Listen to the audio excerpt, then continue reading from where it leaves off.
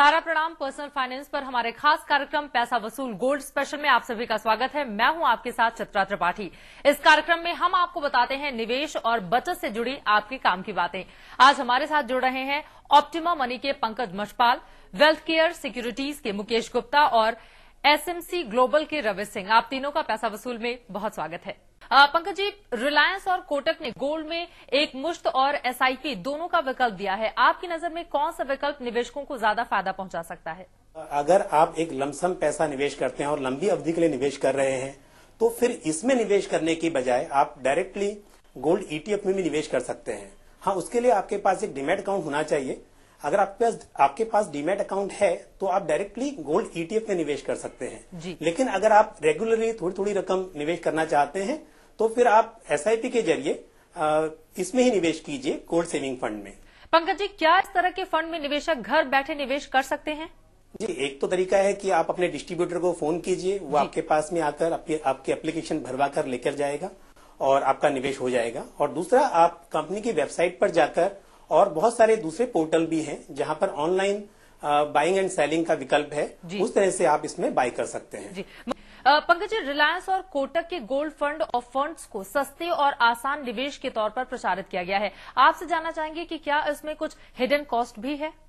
देखिए, जब आप गोल्ड ईटीएफ में निवेश करते हैं तो उसमें आपके डीमैट चार्जेस और ब्रोकरेज चार्जेस इत्यादि लगते हैं।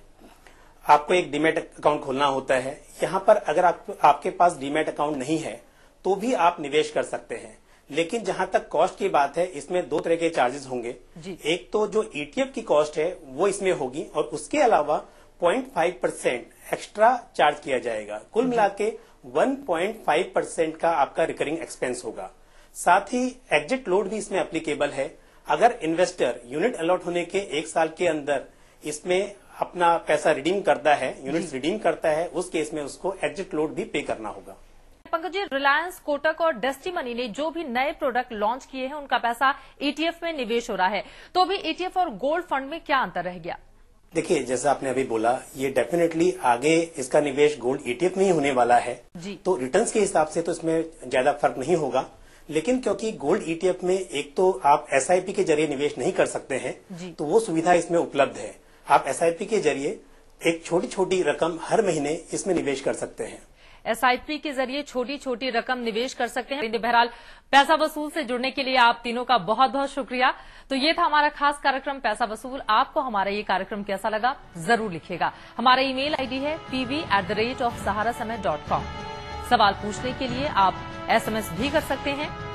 सबसे पहले मोबाइल पर पीवी लिखें, स्पेस देकर अपना सवाल टाइप करें, उसके बाद उसे 59090 पर एसएमएस कर दें। तो अगले हफ्ते फिर मिलेंगे, तब तक के लिए हमारी पूरी टीम को दीजिए इजाजत। सहारा प्रणाम।